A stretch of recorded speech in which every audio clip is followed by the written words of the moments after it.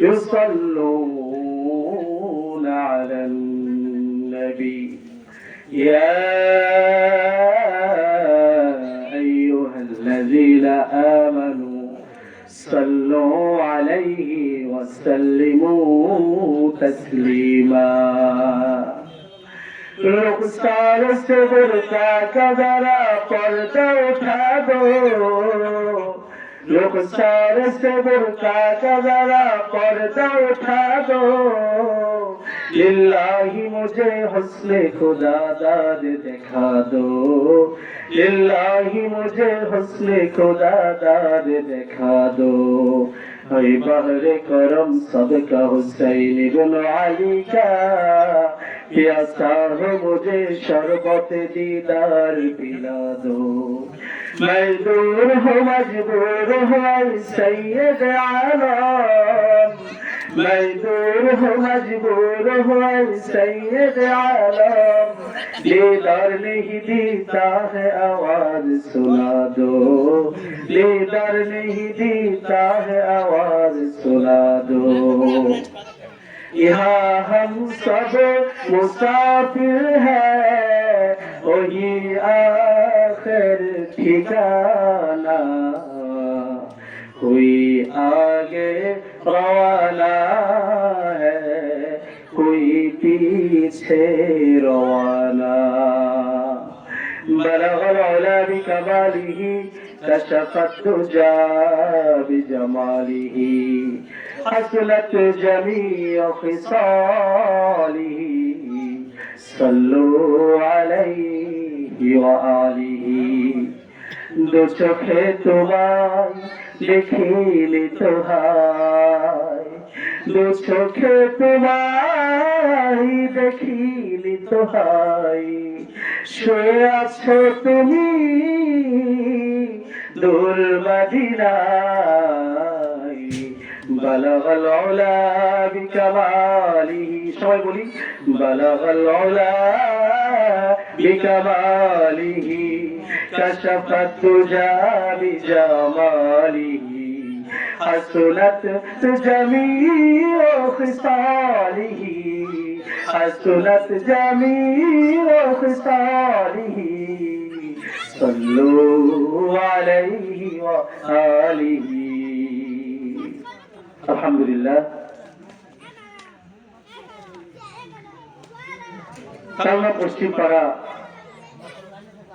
এলাকাবাসীর উদ্যোগে আয়োজিত বার্ষিক ওয়াজ ও দোয়া মাহফিল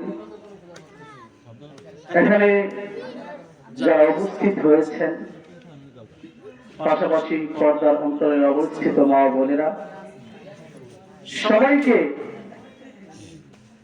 জান্নাতি অভিভাবনে ওয়াহাইয়িকুম বিতাহিয়্যা আসসালামু আলাইকুম ওয়া রাহমাতুল্লাহি ওয়া বারাকাতুহু আপনারা একদম কথা বলতেছেন না সামনে যারা বলেন সালামটা দিতে একটু বলতে কেন একটু আওয়াজ করে বলি ওয়ালাইকুম আসসালাম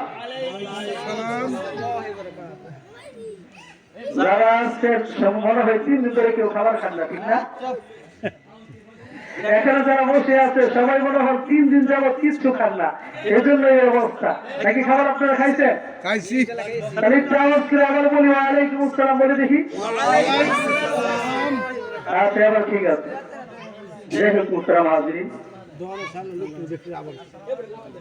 ইতিমধ্যে আমি আপনাদের খেদমতে কোরআনুল কারীম সূরাতুল আসর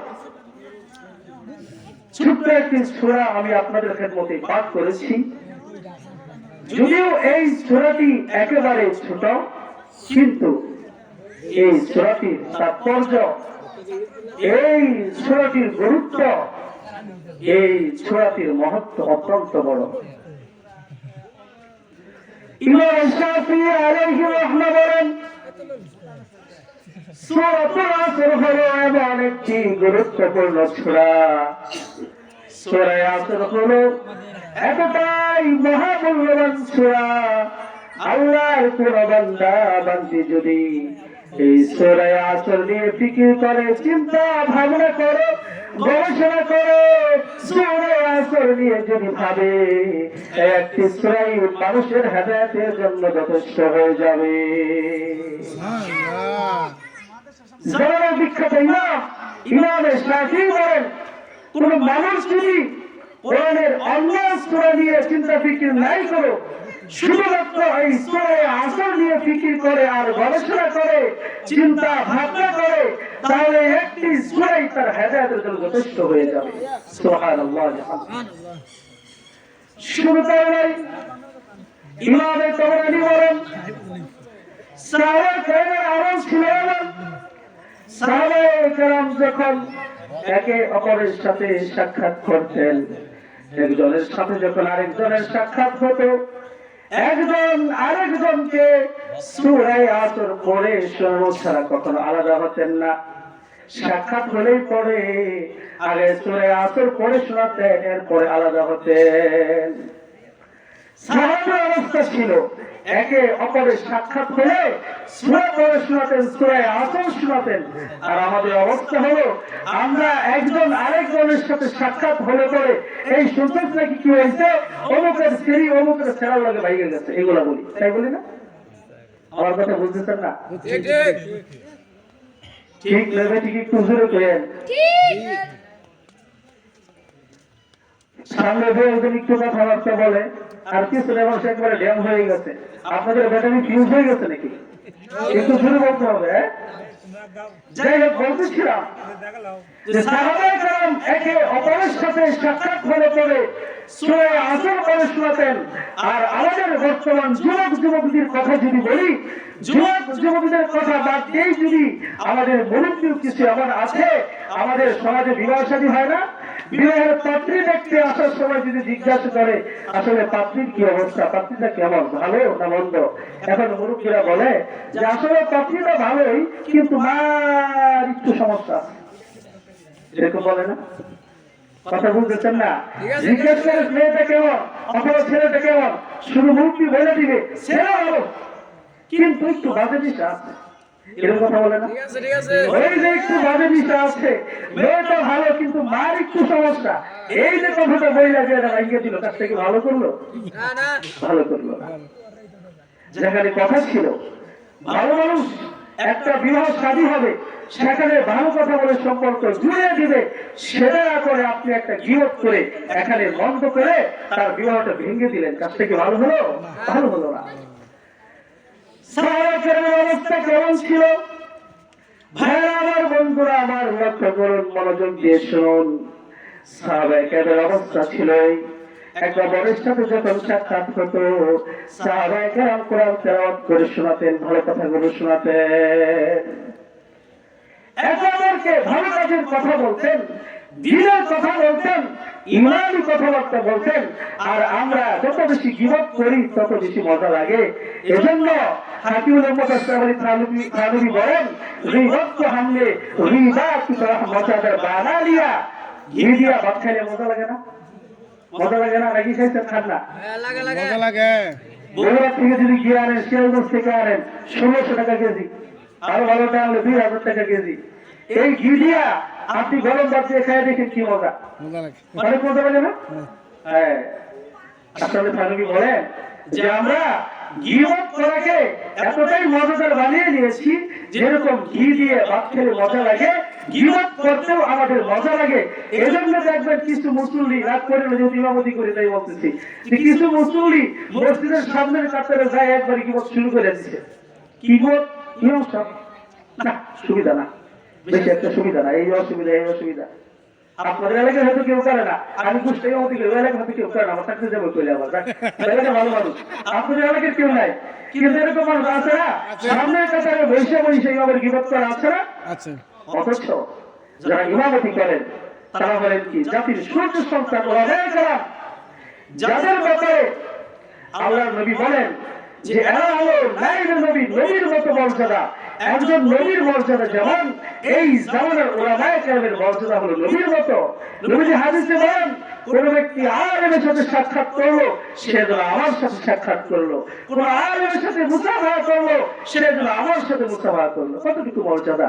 আর আমরা মসজিদের সামনে কাতারে বসে বসে ইমামের গীবত শুরু করে দেই, মুয়াজ্জিনের গীবত করা শুরু করে দেই। ঠিক না কথা? ঠিক নাকি? সবাই কর খিদা লাগে বলবো নাকি? কথা কেউ কইতে চায় না। বলতেছিলাম সাহাবায়ে কেরাম একে যখন অপরের সাথে সাক্ষাৎ করতেন তাদের আমল ছিল তারা কোরআন পড়ে শোনাতেন, হাদিসের কথাগুলো শোনাতেন, তারা একে অপরকে দিনের কথাগুলো বলতেন। তাহলে আমাদের উচিত হলো ভালো ভালো কথা বলা, যেই সমাজে যেই কথাগুলো বলার দ্বারা ফিতনা হতে পারে সেই কথাগুলো না বলা, বিশেষ করে সব ধরনের গীবতকে পরিত্যাগ করা। আল্লাহ তাআলা আমাদের সবাইকে তৌফিক দান করুন। ভাইরা, আমরা বলতেছিলাম সূরা আসর থেকে আল্লাহ বলছেন ওয়াল আসর ইন্নাল ইনসানা লাফি খুসর ইল্লাল্লাযীনা আমানু ওয়া আমিলুস সালিহাত ওয়া তাওয়াসাউ বিল হক ওয়া তাওয়াসাউ বিস সাবর। 103 নম্বর সূরা। কোরআন কারীমের সূরা আছে কয়টি? সবাই বলি তো কয়টি সূরা? 114টি সূরা। মাশাআল্লাহ, সামনে বলে ফেলছে 114টি সূরা। এর মধ্যে সমস্ত সূরাগুলো দুটি ভাগে বিভক্ত। কিছু সূরা মাক্কি আর কিছু হলো মাদানী।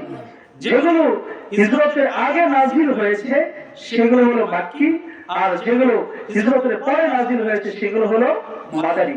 তাহলে আমরা যে সূরাটি পড়েছি সূরাতুল আসর, এটি হলো মাক্কি সূরা। এটি কি সূরা? সবাই বলি মাক্কি সূরা।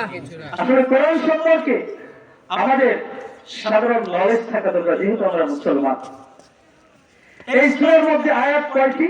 3টি আয়াত। কয়টি আয়াত সবাই বলি? 3টি আয়াত। সূরা